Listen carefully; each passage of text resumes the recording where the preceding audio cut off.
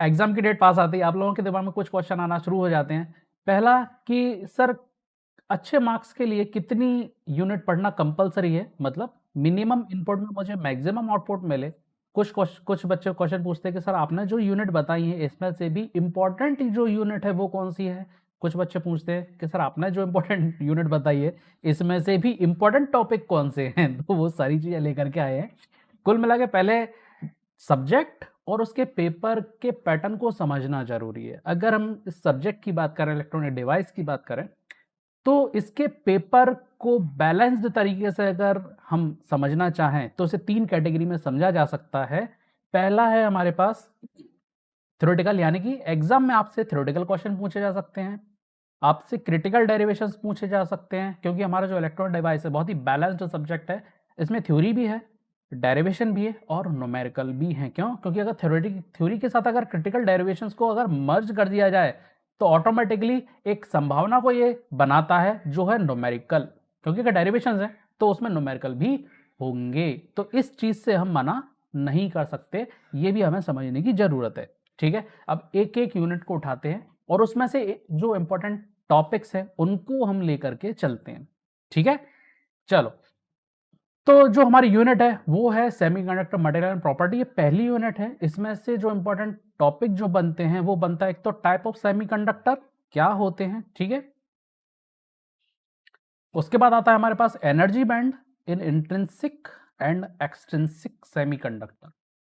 ठीक है, valence band क्या होता है, कंडक्शन बैंड क्या होता है, कब इलेक्ट्रॉन वैलेंस बैंड को छोड़ करके कंडक्शन बैंड में जाएगा, ये सारा जो आपको फिनोमेना ये इसके अंदर आपको समझाना है। इसके बाद बनता है हमारे पास एक बहुत ही इंपॉर्टेंट टॉपिक, वो है चार्ज कैरियर इन सेमीकंडक्टर, और उसी के साथ कंबाइन आपको करना पड़ेगा कैरियर कॉन्सेंट्रेशन। क्योंकि ये जो दो टॉपिक आपको दिख रहे हैं ये दोनों मिलाकर के एक एस्पेक्ट्स को पूरा करते हैं जो है हमारा थ्योरेटिकल और क्रिटिकल डेरिवेशन। ठीक है, चार्ज कैरियर इन सेमीकंडक्टर मतलब majority of charges N type में क्या होंगे, मेजॉरिटी चार्जेस ऑफ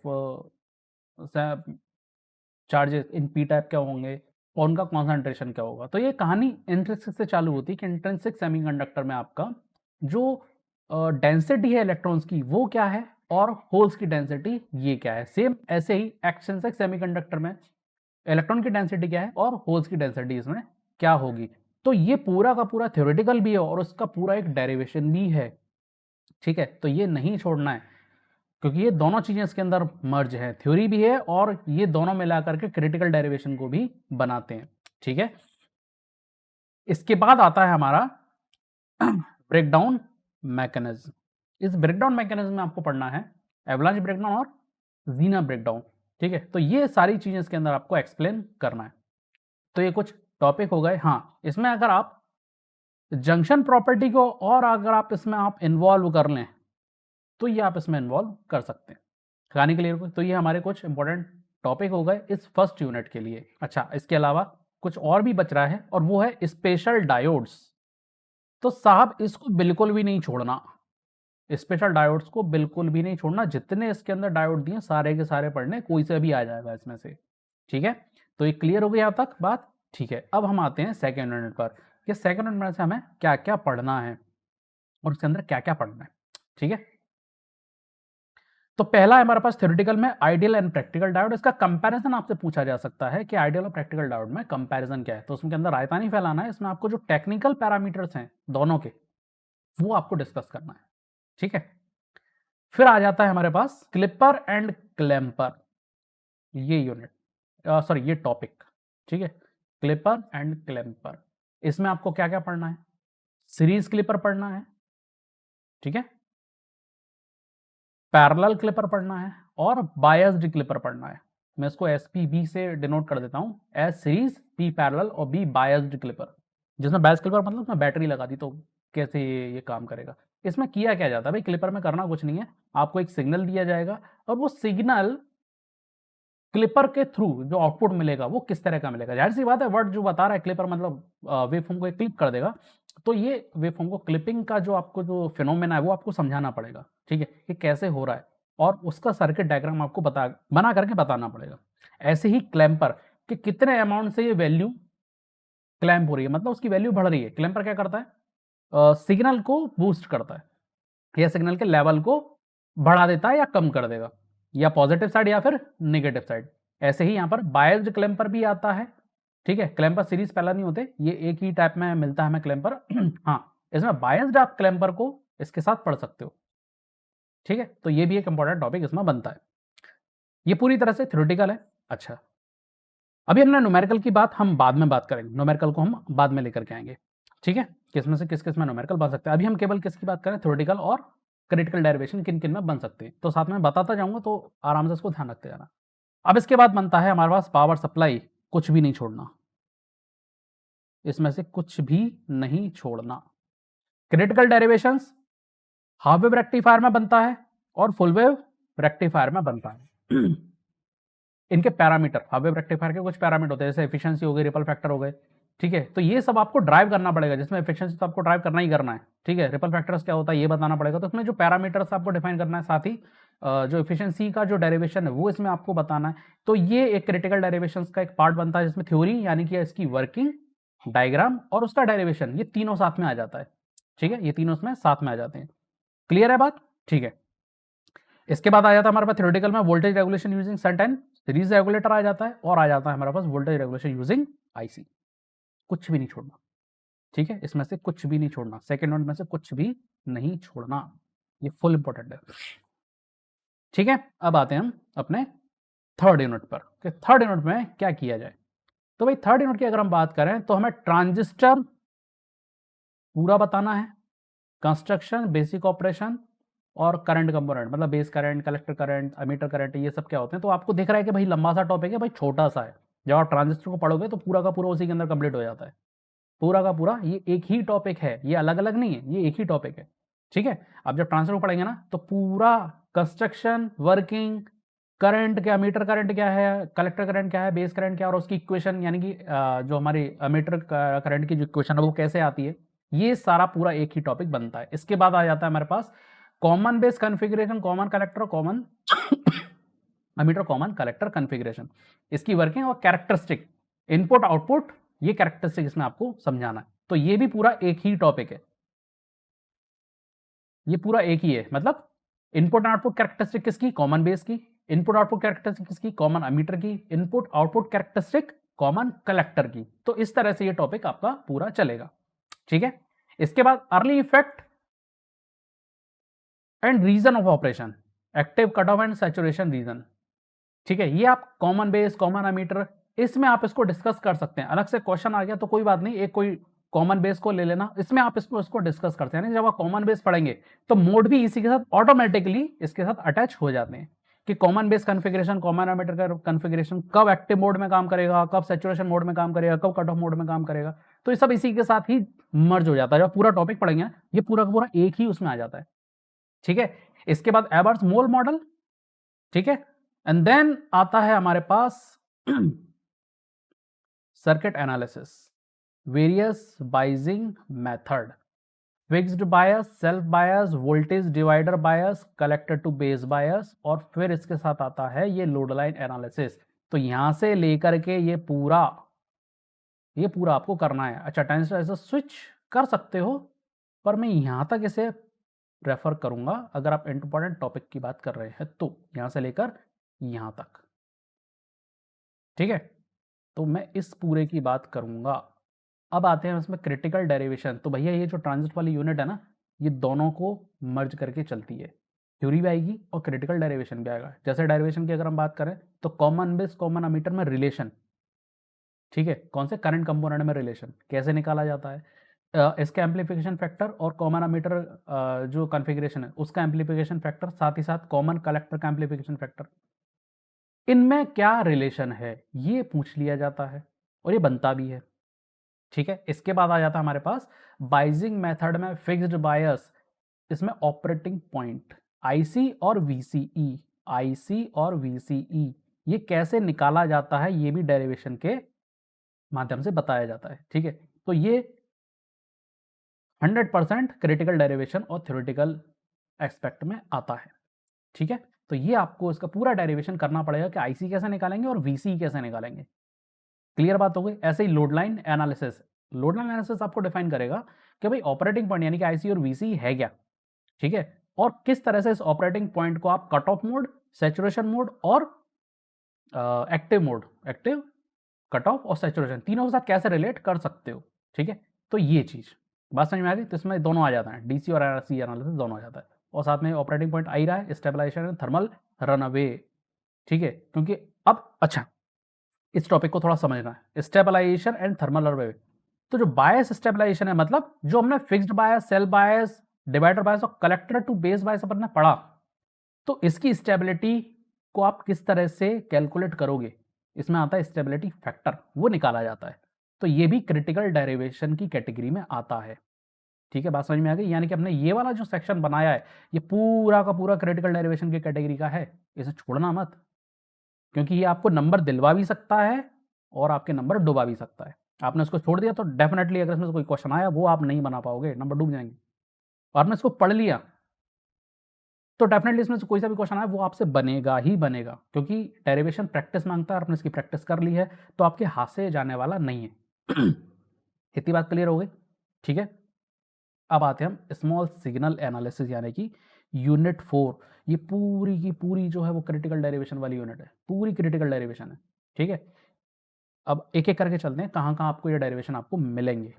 पहला है हाइब्रिड मॉडल, एच पैरामीटर को लेकर के, यूजिंग एच पैरामीटर को यूज करके आपको पूरा उसका रिलेशन निकालना पड़ेगा। ठीक है। उसके बाद आ जाता है Darlington amplifier, boot strapping technique, ठीक। इसके बाद आ जाता है आपका ये वाला hybrid pi model, current mirror circuit, ये सारी चीज़ें। Current mirror circuit partially theoretical है, पार्शियली डेरिवेटिव है, हम क्रिटिकल में नहीं लेके जाएंगे। क्रिटिकल में आपका H parameter, hybrid pi model, इसको रेड से कलर कर देते हैं अपन। हाइब्रिड पाई मॉडल ये पूरा critical derivation, hybrid pi model ये पूरा क्रिटिकल डेरिवेशन, ठीक है। चलो, ऐसे डार्लिंगटन एम्पलीफायर ये भी क्रिटिकल डेरिवेशन के अंदर आता है।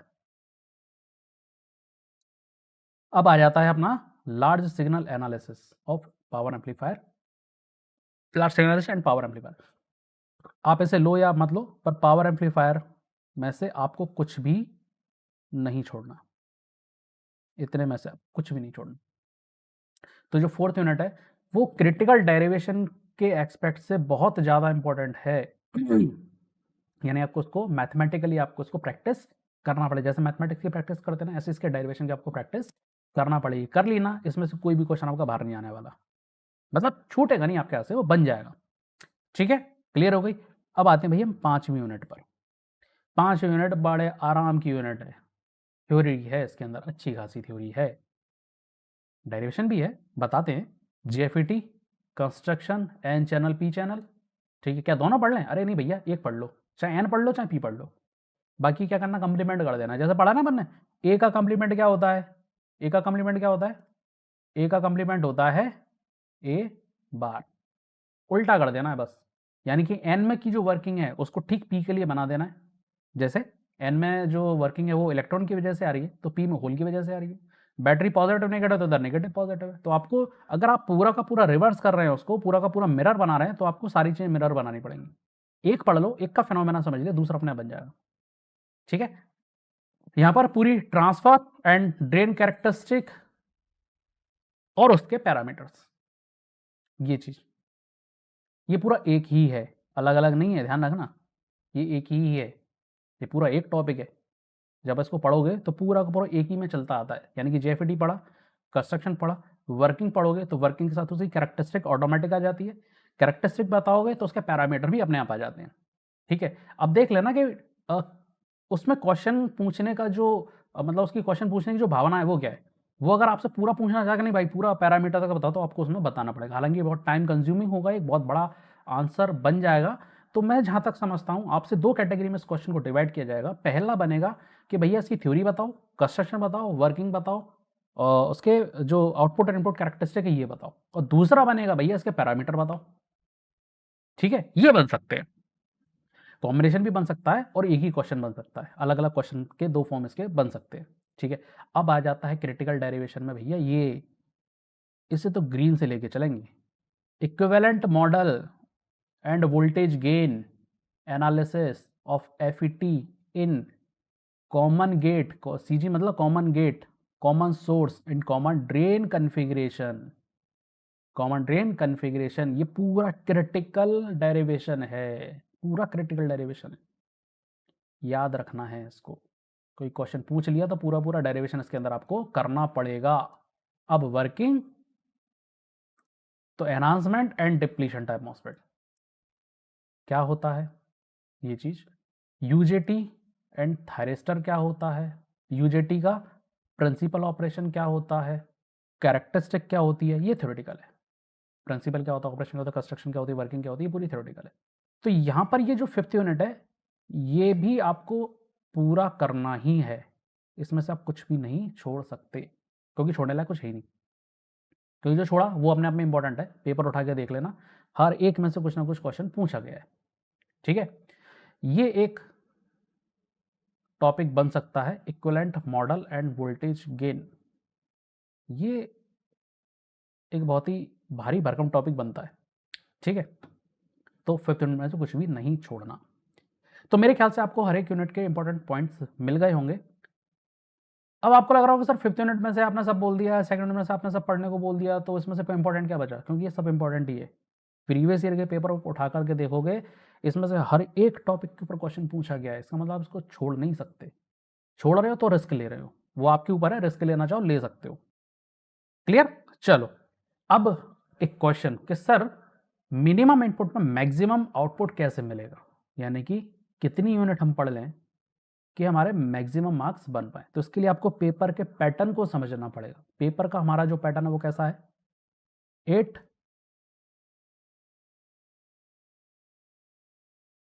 क्वेश्चंस का है, 8 क्वेश्चंस का है। अब यहां पर हमारे पास 5 यूनिट है। स्टैंडर्ड अगर हम प्रोसेस की बात करें, आइडियल प्रोसेस की बात करें, तो 5 यूनिट में से मुझे 5 क्वेश्चन तो मिल ही जाएंगे। अब ध्यान से समझना इस चीज को, इस कॉन्सेप्ट को।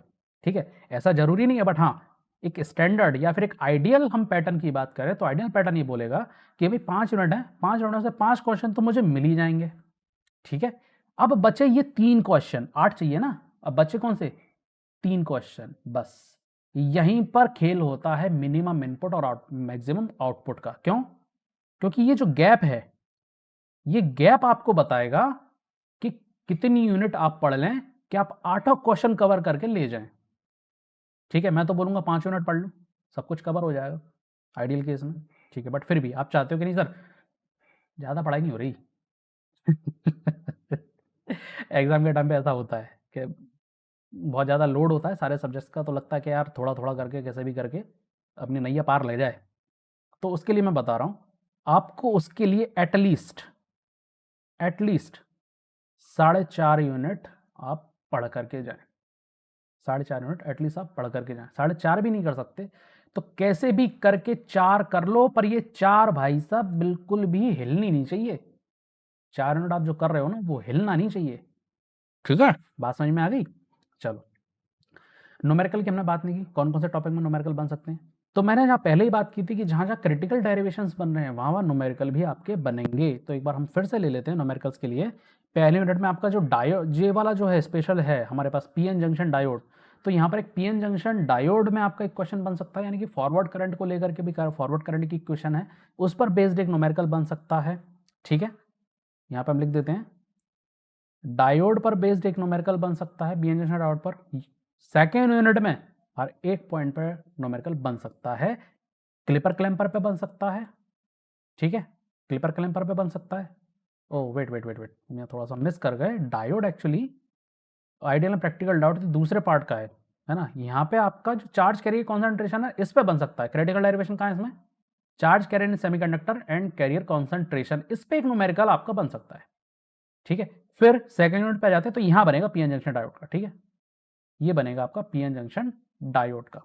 ठीक है, और फिर किस पे बन सकता है, फिर बन सकता है क्लिपर एंड क्लैंपर पे। एक डायग्राम दे दिया जाए आपको, बोला है कि भाई इसमें ये सिग्नल जा रहा है, सिग्नल में आउटपुट आपका क्या बनेगा, ये आउटपुट ड्रॉ करके बताओ, या वेवफॉर्म जो है वो ड्रॉ करके बताओ। तो ये न्यूमेरिकल इसमें बनते हैं क्लिपर क्लैंपर में। और सबसे ज़्यादा अगर इसको थोड़ा सा भी टिपिकल बनाना है तो बायस्ड क्लिपर और बायस क्लैंपर, जैसे थोड़ा-सा भी अगर आपको टिपिकल बनाना है, किसी को इस पेपर को थोड़ा-सा ट्रिकी बनाना है, तो वो बायस्ड क्लैपर और बायस्ड क्लैपर पे क्वेश्चन पूछेगा, न्यूमेरिकल पूछेगा, ठीक है? इसके बाद आता है रेक्टिफायर पर क्वेश्चंस, एफिशिएंसी, रिपल फैक्टर क्या होता है, ये सारे आपसे उसमें से निकलवाए जा सकते हैं। तो ये एक क्वेश्चन बन जाता है यहाँ पर हाफ वेव और फुल वेव के लिए, ब्रिज रेक्टिफायर एज़ वेल, ठीक है? ऐसे ही वोल्टेज रेगुलेशन यूजिंग आईसी के ऊपर एक छोटा-सा न्यूमेरिकल बन सकता है LM317 के ऊपर, ठीक है? चलें, क्लियर हो गया यहाँ तक बात, कहाँ-कहाँ पे न्यूमेरिकल बन रहे हैं? इसमें न्यूमेरिकल कहाँ बनेगा थर्ड यूनिट में? थर्ड यूनिट में न्यूमेरिकल बनेगा common base configuration, common emitter configuration, common collector configuration के ऊपर, यानी कि करंट की जो इक्वेशन है, उनके ऊपर आपका एक क्वेश्चन बन सकता है। दूसरा क्वेश्चन बनता है हमारा, जो न्यूमेरिकल बनता है, वो बनता है बाइजिंग के ऊपर। आपसे पूछ लिया जाएगा, एक डायग्राम दिया जाएगा, वोल्टेज डिवाइडर का दिया जा सकता है, फिक्स बायस का दिया जा सकता है, किसी का भी इसमें से आपको एक सर्किट दे दिया जाएगा। अब इसमें से आपसे पूछा जाएगा कि आईसी और वीसी की वैल्यू बताओ, या आपसे पूछ लिया जाएगा ऑपरेटिंग पॉइंट जो उसकी वैल्यू बताओ, ठीक है? उस बेस पे क्वेश्चन पूछा जा सकता है, या उस बेस पे आपसे कोई आपको दे दिया, आईसी दे दिया, वीसी दे दिया, बाकी की दूसरी यूनिट आपसे पूछ ले, सपोज आपसे बेस करंट पूछ ले, या हर एक टर्मिनल पर जो वोल्टेज ड्रॉप है भाई, बेस पे कितना वोल्टेज ड्रॉप आएगा, कलेक्टर पे कितना वोल्टेज ड्रॉप आएगा, अमीटर टर्मिनल पे कितना वोल्टेज ड्रॉप आएगा, ये आपसे पूछा जा सकता है। यानी कि आईसी और वीसी के बेस पर न्यूमेरिकल्स को उसमें घुमाया जा सकता है, ठीक है? चलो, अब आते हैं हम यूनिट 4 पर, किसमें कौन सा numerical, hybrid pi model, H parameter पर न्यूमेरिकल बन सकता है। हाइब्रिड जो हमारा पाई मॉडल है, एच पैरामीटर है, इस पर न्यूमेरिकल पूछा जा सकता है। पावर एम्पलीफायर में क्लास ए, क्लास बी, इनके ऊपर एक न्यूमेरिकल पूछा जा सकता है, ठीक है? क्लियर हो गई बात? अब आते हैं हम फिफ्थ यूनिट पर। फिफ्थ यूनिट में जेएफईटी, ड्रेन करंट क्या होता है, इसकी इक्वेशन होती है ड्रेन करंट की, ठीक है? उस इक्वेशन के ऊपर न्यूमेरिकल पूछा जा सकता है, ठीक है? और फिर पूछा जा सकता है इक्विवेलेंट मॉडल के ऊपर। ऐसे ही मॉसफेट के ऊपर एक क्वेश्चन पूछ लिया जा सकता है, ठीक है? बात क्लियर हो गई? तो ये हमारे कुछ थ्योरेटिकल, क्रिटिकल डेरिवेशन और न्यूमेरिकल पॉइंट पर कुछ पॉइंट्स। तो उम्मीद है ये वीडियो आपको समझ में आ गई होगी अच्छे से, कितना पढ़ना है, कैसे पढ़ना है इसमें से। तो वीडियो को लाइक करो, शेयर करो, और हाँ, चैनल को सब्सक्राइब करना मत भूलना।